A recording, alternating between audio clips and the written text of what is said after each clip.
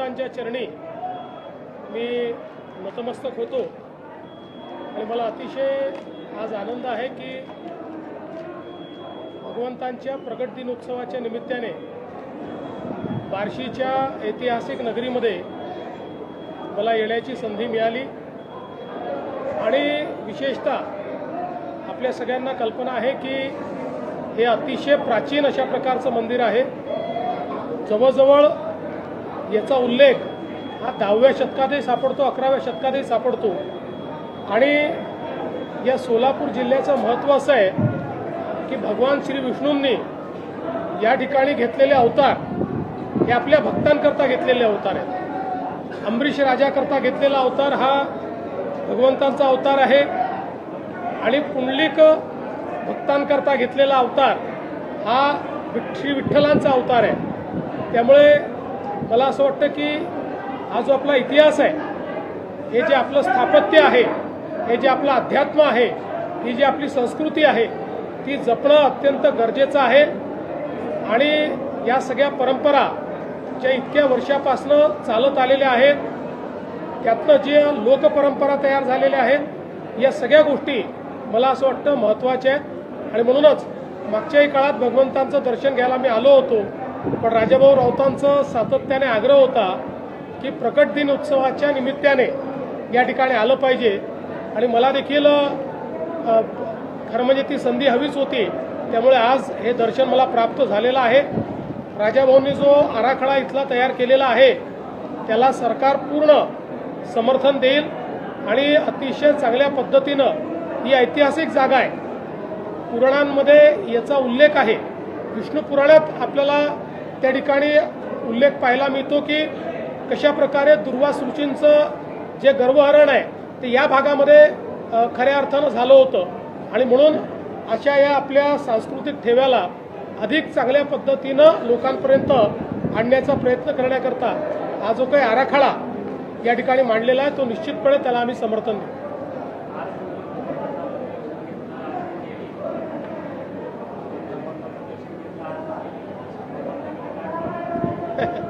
भगवंताने सगळं दिलंच आहे आणि मी तर नेहमी असं म्हणतो की आपले ईश्वर असे आहेत की ज्यांना मागावं लागत नाही, त्यांच्याकडे जाऊन आपण नतमस्तक झालं तर सर्व मनोकामना पूर्ण होतात आणि शेवटी ईश्वरीय शक्ती ही आपल्याला मानसिक बळ देणारी आणि मानसिक बळ या निवडणुकीचा जो निकाल आहे तो एक प्रकारे जनतेने मागच्या काळात जी चूक केली त्याची जाणीव होऊन एक मोठा आशीर्वाद हा राजाभाऊंना जनतेने पुन्हा दिलेला आहे।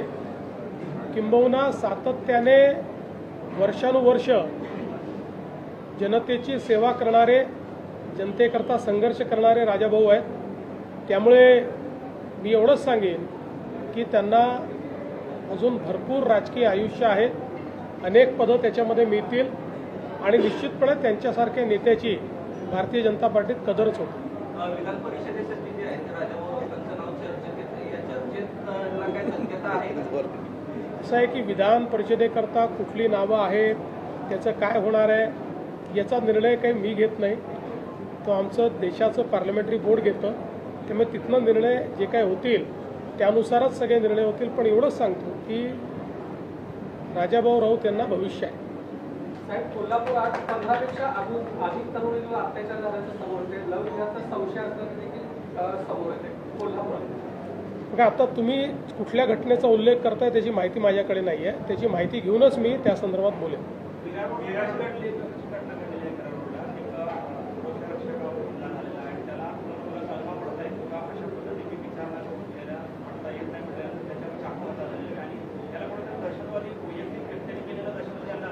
मुळामध्ये एकूण हे जे प्रकरण आहे हे बघितलं तर सेल्फ रॅडिकलायझेशनचं प्रकरण आहे।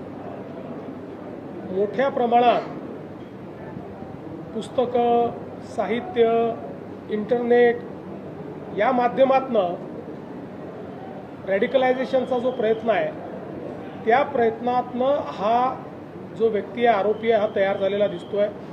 त्यामुळे याला केवळ काहीतरी आपल्याला जिहाद करायचा आहे आणि जिहाद करायचा म्हणजे इतर धर्मियांना मारायचं आहे अशा पद्धतीच्या विचाराने पेटून त्यांनी हे कार्य केलेलं आहे. त्याला पकडलेलं आहे. आता ATS आणि NIAची मदत घेऊन या रॅडिकलायझेशनच्या पाठीमागे कोण कोण आहे हे देखील या ठिकाणी शोधण्यात येईल. याचं कुटुंब हे परदेशात आहे, ते अमेरिकेमध्ये आहे. हाही अनेक वर्ष परदेशात राहिलेला आहे. त्यानंतर इथे आल्यानंतर पहिल्यांदा कुर्ल्यामध्ये आणि त्याच्यानंतर नवानगरला तो राहायला आला. त्यामुळे आता याच्या पाठीमागे कोण कोण आहेत, याच्या लिंकमध्ये कोण कोण आहेत, अजून कोणी असे रॅडिकलाइज झाले आहेत का, या सगळ्या गोष्टी ज्या आहेत त्या आता तपासामध्ये पुढे येतील. सोलापूर जिल्हा ठिकाणी काँग्रेसने आठवड्याचा बाले केला होता. आता इथं भाजप मोठ्यामध्ये वाढायचं काय रहस्य करतो मग काय नाही. माझ्या आजूबाजूला बसलेले सगळे शासकीय कर्मचाऱ्यांचं वय 58 करायचं आपल्या जी जी शासकीय कर्मचाऱ्यांचं निवडणुकीचं वय 58 करायचं प्रस्तावित आहे. त्याच्या संदर्भात काय आपण आता आमची चर्चा चाललेली आहे. या संदर्भात युनियनची चर्चा चाललेली आहे. चर्चेअंती मग या संदर्भात काय निर्णय होतो ते बघूया.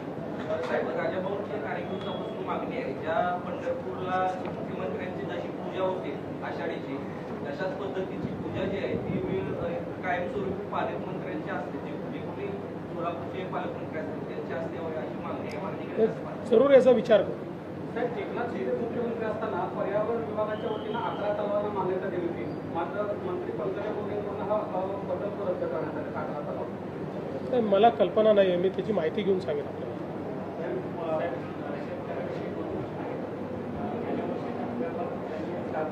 थोडं मोठ्याने.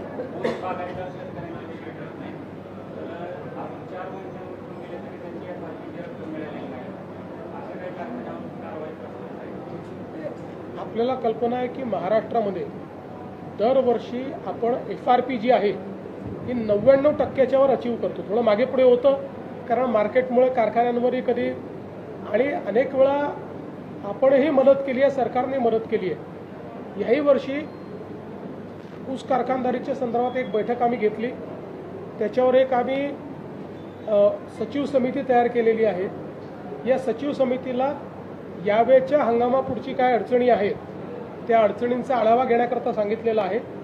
त्यानंतर एक शिष्टमंडळ घेऊन पुढच्या काळामध्ये मी स्वतः केंद्र सरकारकडे जाणार आहेत. ज्या शिष्टमंडळामध्ये विशेषतः या ठिकाणी ऊस आणि कांदा उत्पादन यांचं एक शिष्टमंडळ घेऊन केंद्राकडनं याच्यामध्ये काय मदत मिळू शकते किंवा कशा प्रकारे नीती निर्धारण केलं जाऊ शकतं या संदर्भातला निर्णय आम्ही करणार आहोत. घरावरती जे आहे ते काही शिवाजी बोलवता कॉम्रेड गोविंद पानसरेंचे जे काही सहकारी त्यावेळेचे होते किंवा त्यांच्या विचाराचे जे लोक आहेत त्यांनी त्यांच्या निषेधार्थ जो आहे तो मोर्चा काढला होता. त्या मोर्चेकऱ्यांना आता सध्या ते धरपकड केली जाते. खरं म्हणजे निरर्थक वाद उभा झालेला आहे. पहिल्यांदा तर हे लक्षात ठेवा की या देशामध्ये छत्रपती शिवरायांचा कोणी अपमान करू शकत नाही. छत्रपती शिवरायांचा मान इतका मोठा आहे की कोणीही त्यांचा अशा पद्धतीनं अपमान करणं हे शक्यच नाही आहे. आता हे जे पुस्तक लिहिलं गेलं आहे 1979ला लिहिलं गेलेलं आहे त्याच्यावर आज वाद उकरून काढायचा आणि दोन्ही बाजूंनी एकमेकावर भिडायचं, मला असं वाटतं की शुद्ध असामाजिक अशा पद्धतीचं असंवेदनशील अशा पद्धतीचं हे कृत्य आहे. मला असं वाटतं आक्षेप घेणाऱ्याने पुस्तक वाचलं आहे की नाही मला माहिती नाही. आंदोलन करणारे तिकडनं जे आलेले आहेत ते आपण कशाकरता करतो हे त्यांना माहिती आहे की नाही मला माहिती नाही. केवळ कुठला तरी मुद्दा पकडायचा आणि त्याच्यावर विवाद उभा करायचा आणि चर्चेत राहायचं हा प्रयत्न योग्य नाही. सर, घाटकोपऱ्यातील लहान मुलींच्या अत्याचार प्रकरणी किरण सोमय्या 12 तास आंदोलन केलेले आहे. त्या संदर्भात क्राईम ब्रँच देखील तपास करते. पुढील आपली कारवाई काय असणार आहे? किरीट सोमय्यांची मागणी आम्ही मान्य केलेली आहे. त्यानुसार त्या ठिकाणी तो जो तपास आहे हा तपास क्राईम ब्रँचला वर्ग करण्यात आलेला आहे आणि त्याचसोबत ज्या ज्या लोकांनी या तपासामध्ये कुठेही कुचकामीपणा केलेला आहे त्यांच्यावर आम्ही कारवाई करतो. बार्शी तीर्थक्षेत्र विकास आराखडा शासनात नगरपालिकेने सादर केला आहे. मागच्या वेळेस सगळे तुम्ही असं म्हणाला की काय पण तो अद्याप त्या आराखड्यात काय नेमके अडचणी त्याला अडचणी नसतात. त्याच्याकरता खूप वेगवेगळे फोरममधनं तो जावा लागतो. आराखडा शासनाला गेला म्हणजे पहिले कलेक्टरची कमिटी असते, त्याच्यानंतर पालकमंत्र्यांची समिती असते, त्याच्यानंतर जिल्ह्याची समिती करून तो राज्याच्या समितीकडे येतो, मग त्याच्यानंतर HPC असते, त्याच्यानंतर मुख्यमंत्री कमिटी असते. एवढ्या सगळ्या याच्यातनं एक आराखडा जातो, त्यामुळे तो प्रोसेसमध्ये आहे.